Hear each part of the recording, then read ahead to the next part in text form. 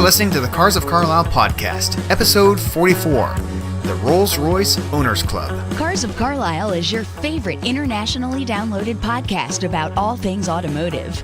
Darren and his CFC team are ever searching for interesting automotive happenings, real stories about real car people, and fun features to inform and entertain you. Each week, the Cars of Carlisle crew brings you show topics ranging from car shows to team adventures to auto racing weekends to behind-the-scenes human interest stories from car nuts that live across town, across the country, or even across the globe. Come join the road trip. Today, you get the chance to learn more about one of the coolest places west of England for Rolls-Royce and Bentley fans. Cars of Carlisle heads to Mechanicsburg, Pennsylvania to meet with Mark Lizewskie, the executive director for both the Rolls-Royce Owners Club as well as the Rolls-Royce Foundation. While there, Mark showed around their facilities, brimming with beautiful examples of these two elegant and regal British brands. Were you aware that this year, Rolls-Royce celebrates 115 years and Bentley honors its 100-year legacy? Since its founding in 1951, the Rolls-Royce Owners Club proudly welcomes all eras of Rolls-Royce and Bentley motor cars into its membership. That said, chap, button your collar, close the bonnet, put the tea and crumpets into the boot, and let's motor on together to Mechanicsburg. So, let's get revved up! Hello and welcome back, Cubers, to your favorite informative automotive podcast. I am your host, Darren. Thank you for joining us for episode 44. Had the great privilege, Scott and I were in Mechanicsburg just the other night, and we had about an hour and a half with the executive director of the Rolls-Royce Owners Club and the Rolls-Royce Foundation, which is based here in central Pennsylvania, just about 15-20 minutes to the east from Carlisle. So grateful that Mark Lizewskie spent about an hour and a half with Scott and I, gave us the full tour of the facility. 16,000 square feet of both office and museum space. They even have a merchandise area, and they have a team of volunteers along with researchers and office staff that do amazing work. What's incredible to me is the fact that they are truly the subject matter expert all throughout the United States for any Rolls-Royce or Bentley owner. If you need to know or better understand the provenance of your vehicle, some history on it, whatever it might be, they have records dating back to the early 20th century. Incredible the way that they've been able to archive that and manage that. Also, something that's quite interesting about this particular organization is they are the only known club to welcome both Rolls-Royce and Bentley owners. So it's an amazing amalgamation between these two marks and the owners of those particular vehicles that they can come together and work together. They put a lot of effort into the club itself, as well as the ownership and the benefits therein. With owners forums and working together, they have clinics on site, working on everything from chassis to restoration to sourcing parts. They even have a warehouse area of parts in the facility that they can provide, and they do sell worldwide. But the members are very much a tight group that help each other and to find solutions through the restorations themselves. And unlike restoring, say, a Chevy Nova or a Ford Mustang or a Chevelle, whatever it might be, trying to source the parts is much more difficult. Obviously, there are not the new old stock and the OEM parts readily available. So it's quite the community and network of having to work together to help one another with that. And as we talked about last week, a new feature of the show, we're going to do an automotive-related trivia question. So here it is for this week. True or false? Rolls-Royce production lines employ a mere 7 master craftsmen to meticulously hand-paint the pinstriping on every Rolls that leaves the factory. So think on that one. We'll come back to the answer at the tail end of this episode. So very impressed with the craftsmanship, with the way that the owners all work together. They come from all walks of life, and really great story. So we're anxious to share with you our walk around of those 16,000 square feet of the facility and listen in to Mark sharing a lot about what they do. So the Rolls-Royce Owners Club was founded in 1951, and we used to be off of Front Street in Harrisburg until Hurricane Agnes in '72. So then we got this property and built this in '76. So we've been in this location since '76, and we're still, a secret. Obviously. I was gonna say, yeah. The fact that the national organization is headquartered here in Mechanicsburg, people still can't fathom that. And we've got about 6,000 members representing 40 countries, although probably the majority of our members are here in North America, U.S. and Canada. But we do have members from all over the world. Yeah, it is kind of a hidden gem back It there. is. And we first learned about it at the 2017-2018 Harrisburg Auto Show. Oh, sure. And there were some Bentleys. Yep. Okay. Yeah. And it was, Yeah, they were great. and then we learned, wow, that's here? And it's the same kind of thing. Absolutely, yeah. Lived here since the 80s, and I had no idea. Yeah, because originally it said Mechanicsburg. I was like, I wonder even where. And then it was Hemp Road. I was like, wait, that's like in my Cumberland backyard. Valley, So yeah, it's kind of cool. Yeah. So it's very nice that we're right here. And, here a large representation of members. So especially the Mid-Atlantic area, but it's very convenient. We've got about 27 regions throughout U.S. and Canada, and then we have a number of societies which are chassis specific.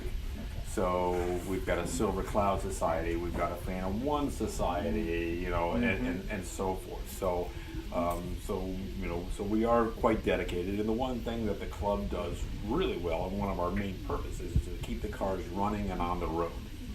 They're not trailer queens or anything. I mean, some of them are, obviously, but our owners drive the cars, use the cars. Not all concourse level, then, essentially. Not all Concord level. I mean, some of them aren't very driver quality, but we do touring and we do Concord, so it's a mixture. But as I said, our members are an avid group of DIYers. Nice. We have a large amount of technical information. We have technical advisors. So if you buy a car and you're a member and you're having a problem with your Silver Cloud, in the beginning of our handbook is a number for someone that'll call, that'll answer the phone and give you free advice. Wow. So plus we have a forum that is dedicated to members only, that you can go on there, ask a question, and there's usually a dozen people that will help you out. Okay. So that's one of the things we do, is we just don't take your money and show you pretty pictures of cars or whatever like Right, that. sure. We actively campaign to keep these cars moving. Real value to the member. Right, and that's one of the things that we really strive for. Okay. And do you find owners, demographic and age, ranging from a certain age to a certain age? I would say that most of our members, demographic age-wise, are probably retirement or at least late 50s and old.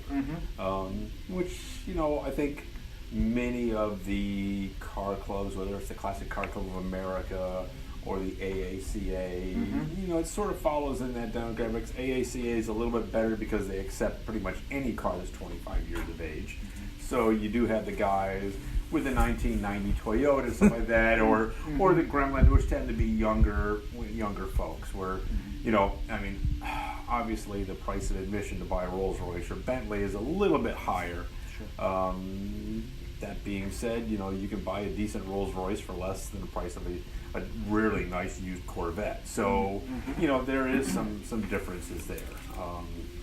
I think a lot of people hear Rolls-Royce Owners Club and we're a bunch of, finger in the air, top hat, and monocle people, and that is not the case. I mean, I can vouch for that, right? That's great. we definitely are a fun-loving group. Sure. So, but yeah, it's a good club, and like I said, a lot of camaraderie and have a lot of fun. So, Well, I find that interesting with the whole technical support thing. I mean, that's really user-friendly for the... yeah. And there's a personal level to it. Yeah, there is, and we have our own club stores for our members. Not only do we sell merchandise with Rolls-Royce and Bentley logo and club logo on there, but a lot of technical books, so handbooks, and we've done reprints in the past, and chassis manuals and things like that. So we do a lot to keep the cars going and preserve the history. So I thought maybe I'd just give you a little, this is all the office, so all the dues and members' questions and publications and everything like that we put in is through here. A bit of a showroom here with just some of what we sell to our members only. Yeah, I kind of saw that from the outside. Yeah. Come on. So we have trademark agreements with the factories, and so we do sell merchandise with their logos, but we're allowed to sell only to our members. Yeah, we do a catalog every fall, and then early in the year we just printed our directory and register, which is sort of our Bible. So it's a big, thick phone book pretty much that has all the member information, all the car information, all of the technical consultant information, and that's as I said, that's the Bible that our members look for every year. It's got the huge register in there. But to keep that updated would be tedious. Oh, because we wait to the very last minute, of getting dues in and making sure people's cars are in there, the names are right, or everything. Because the first thing you do when you get that is you open it to see if you're in there, and then you look at to make sure it's right. You spelled my name wrong, or you spelled my car wrong, or whatever it's that. So it's that's the other thing that we do.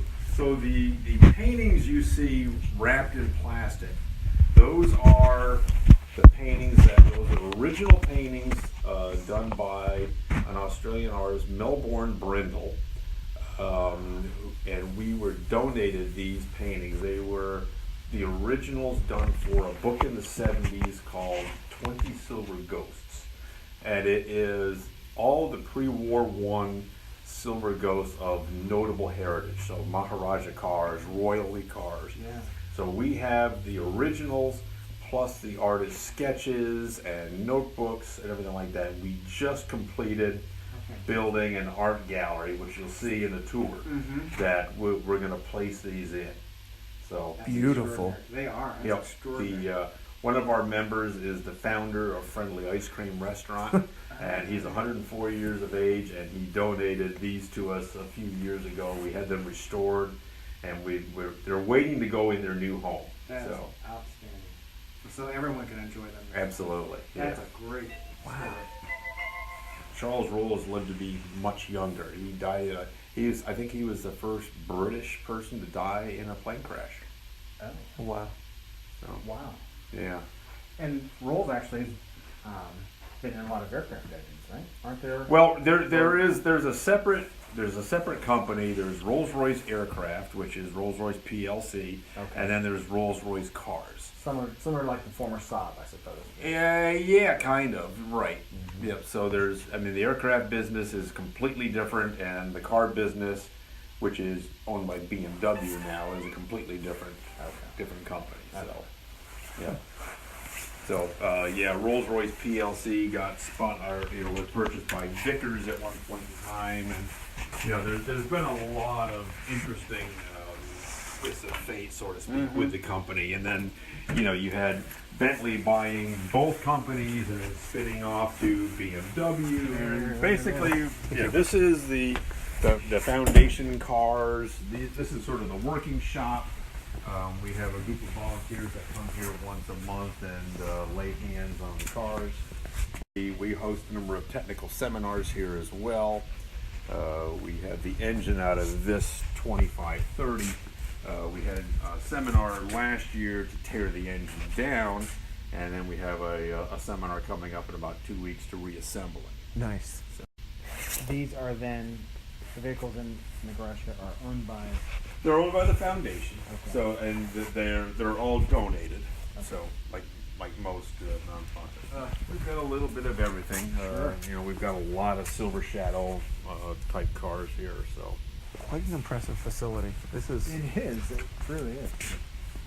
So we've got diagrams and working tools. So if we held seminars to learn about your Silver Cloud brakes. Some of the earlier Phantom 7s, the wheel diameter on the inside was a different size than the outside. It's 21, 22. Okay. So there's only one set of tires that'll fit that. So if you buy an older Phantom at auction that needs a set of tires, you've either got to pony up to get a new set of tires, one brand only, or you do a conversion and put the later style wheels and tires on it. So I had no idea. Was there a reason, something like from a camber standpoint? I'm sure there was some kind of a handling or Yeah. if you don't know. Yeah. It could be an expensive. We always tell people to join the club before they buy the car. Because, if you were a club member and you went on the forum and said, hey, I'm looking at this thing, blah, blah, blah, what should I look for? And people say, check the tires, because, it's like buying a Bugatti Veyron and turns out you need a, $200,000 worth of service the first time you do it. Right. That's an oops moment. Well, when you pony up to that era, if you want to play, you've got to pay. Yeah. When a brake job at an Enzo costs you $30,000, it's just Chump change. well, yeah. Everything from wheels and tires and engine parts and flywheels and axles and body panels. And is this for anybody, or is this just members as well? No, this is for anybody. Okay, so people will contact you just out of the blue and say, hey, I need a... Absolutely. Do a spring tour and a fall tour for our members on a national level. We're partnering this year with the AACA and RM Auctions and having a meet out in Auburn this spring. And then we're working with the Euro Auto Fest in Greenville, South Carolina for another event in October. And then we also have all of our regions and societies that do a lot of things on a local scale as well. Is there ever anything across the pond? Not a lot. We don't have. I mean, there is a UK club, the Rolls-Royce Enthusiast Clubs, and there's one in various parts of Europe as well. We don't sort of get into their territory. They don't get into ours. Sure. That being said, we enjoy a very good relationship with all the clubs. We recently just formed an alliance with the Bentley Drivers Club in the UK to administer all of the North American membership deals with them. So, being in the UK and trying to convert pound to dollars and print and everything like that is very, very costly. And we were, just since we kicked off the campaign, we upped their membership by 50% just in a couple months. Wow. So That's helpful. yeah. So we're working with them more and more, and you'll see probably in the future Rolls-Royce Owners Club flags with Bentley Drivers Club flags, and cross-pollination. Right. We're sort of at a disadvantage with our name being the Rolls-Royce Owners Club. Well, Rolls-Royce owned Bentley for 70 years, and we've always let Bentleys in. I mean, we're probably the one club in the world that recognizes all Bentleys. I remember you told me that on the phone. A lot of the other clubs won't recognize the vintage Bentleys. They'll only recognize the Rolls-Royce, Bentleys from the early 30s on. So we recognize every Bentley every year up to brand new. So having the name Rolls-Royce Owners Club, and people say, oh, do you do Bentleys? Well, obviously we do. It's just a natural thing. But so working with the BDC in the UK and having that Bentley Drivers Club name attached to us is certainly beneficial. So. Okay, that kind of lets people know as well. Yeah.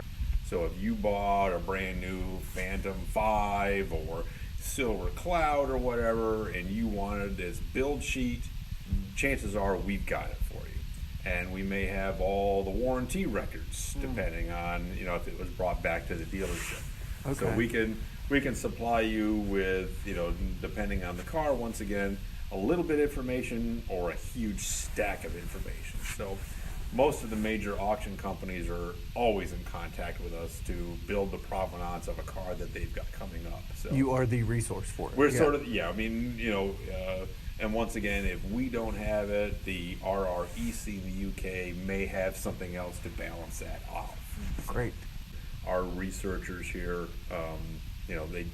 that's one thing that they do besides giving tours and look at all the pretty cars, is we do research. And that the researchers themselves are a team of volunteers? Yeah, no, they're paid staff. So. Okay, all right. Yeah, the Bentley Special is sort of an anomaly.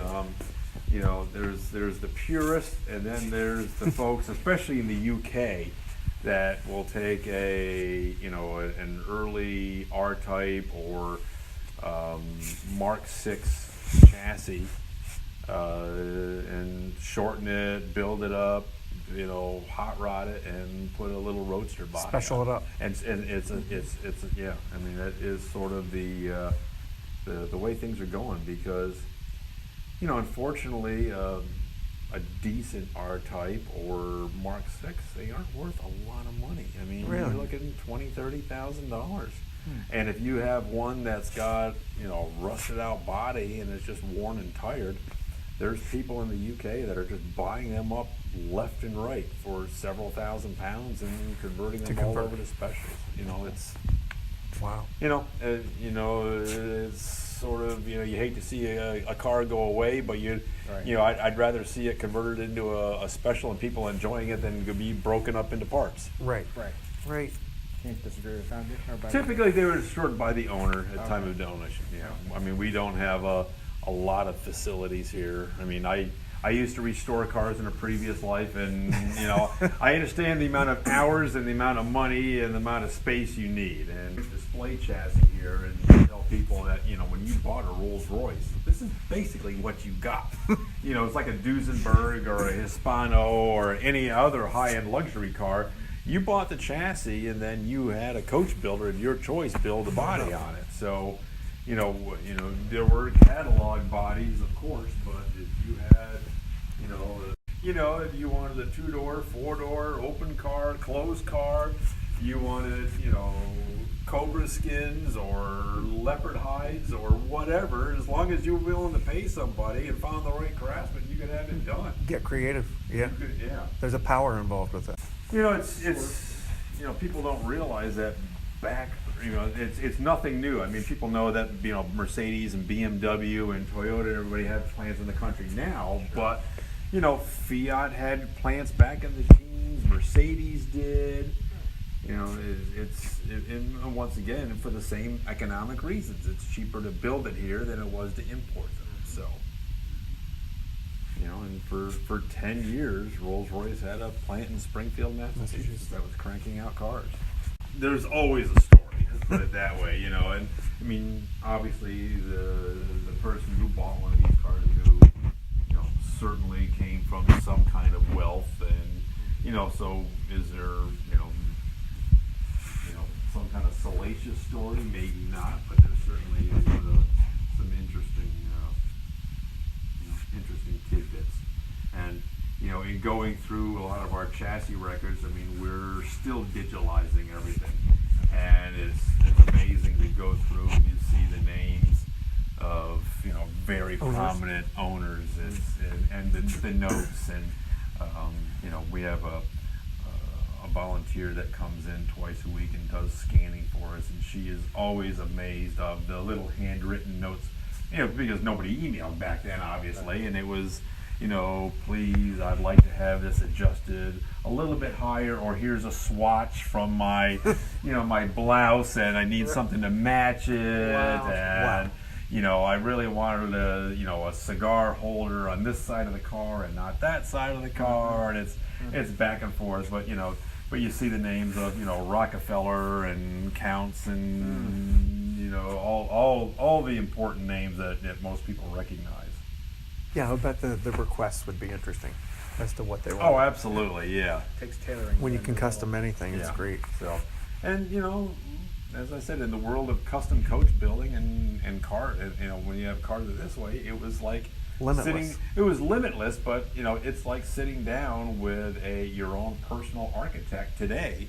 If you were going to build a house, and every little detail, whether it's the color, and not only the color of the car, but do you want the color of the wheel covers painted, or did you want a different type of pinstriping, or your upholstery, your dash gauges, your lights, because the standard lights would have been a British one, but if you wanted French Marshals or something like that, knock yourself out. So, sure.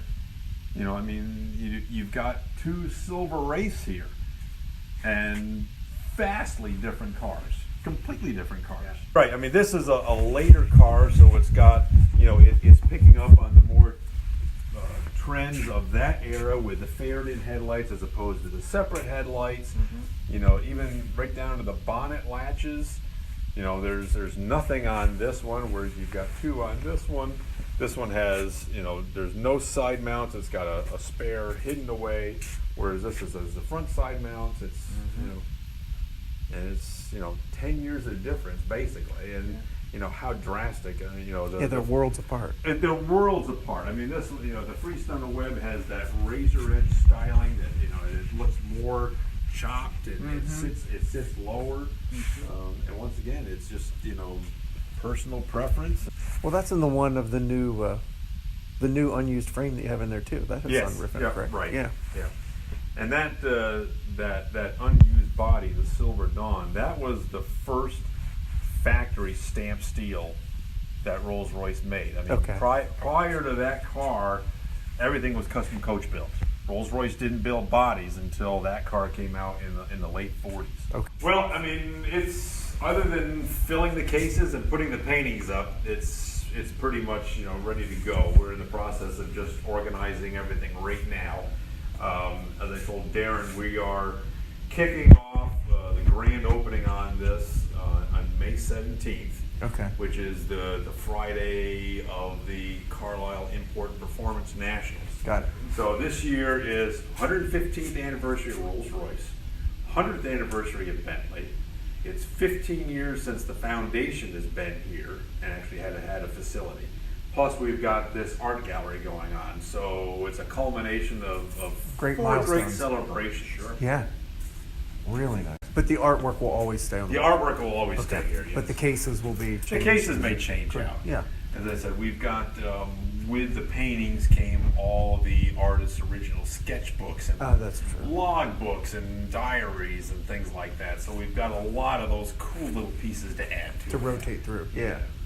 We do a lot of research. We've got a lot of research library materials and chassis records and all sorts of important research material to go through and look back for cars and things like that. So what the foundation has and all the club's historical articles going back to 1951, we don't throw anything away, especially when it's knowledge, when it comes to knowledge base and information base. How and who started this? This was started by 6 gentlemen who basically lived in the New York, Pennsylvania area, and got together and decided that Rolls-Royce needed a car club. So Mark, those that are interested in Rolls-Royce, Bentley, perhaps those that are listening to the podcast that are owners or interested in becoming an owner, what's the best way that they get in contact with you? Well, sure. Well, I always tell people before you buy the car, become a member, because if you can't afford a good Rolls-Royce, you can't afford a bad one. So, because the price of admission may be low, but the first time you spend $5,000 or $10,000 on a brake job that you weren't anticipating, it won't be a pleasant experience, and we don't want that to happen. So, the best way to reach us is the club's website, which is rroc.org. And you can link to the foundation website, which is rollsroycefoundation.org. But it's best to reach us first to do that. Likewise, the foundation hosts a number of technical seminars. So we've already sold out the first 2 this year. So we had a 25, 36 cylinder engine rebuilding seminar in March. That's sold out. We have a metal shaping seminar that's sold out. We are announcing just this week a new paint preservation and detailing seminar that's booking up fast. So, and that's in May. And that's April 13th. Oh, April 13th. Yeah. Okay. And maybe mention too, you were talking to us as we were going through here in this exhibit, but May 17th is an important weekend. May 17th, as I said, this is it's an important. 2019 is an important year. It's the 115th anniversary of Rolls-Royce. It's the 100th anniversary of Bentley. It's the 15th anniversary of the foundation having a physical presence here. And on May 17th, we are officially opening up our grand opening for our 20 Silver Ghost painting gallery. So So we've got a lot of stuff going on this year. And Mark shared those photos as they've been preserved and restored and wrapped in plastic. We've seen them; they're extraordinary. So yeah, so we're excited. Thank you so much for having us. So welcome back. We're now in Studio A in Carlisle. Didn't forget, here is a repeat of that trivia question. True or false? Rolls-Royce production lines, they employ a mere 7 master craftsmen to do all the hand painting on every Rolls that, well, rolls off the production line. The answer is false. There's only one person, and his name is Mark Quartz, and he has that responsibility. He single-handedly paints the coach line on every Rolls-Royce before it comes off the factory floor. So neither is there a team of individuals or any automation or what have you. Everything focuses on Mr. Mark Quartz' rare talents. So there you have it. Hope you enjoyed the quick visit we had with our friends at the Rolls-Royce Owners Club. A big shout out to office manager there, Eileen. She was great as well. But Mark, thank you so much for your hospitality, and I know that you've welcomed us back at any point, and we will certainly take you up on that. If you are in this area or you're visiting with an upcoming Carlisle event show or whatever it may be, and Mark mentioned that they're going to be at the Import and Performance Show in Carlisle. That is the May 17th to 19th weekend, really trying to build out Rolls-Royce and Bentley owners and having some representation there. As we've talked before, what's great about Carlisle events when they host the Import and Performance, they do nations from all over the world. Obviously, Britain will be well represented at that time.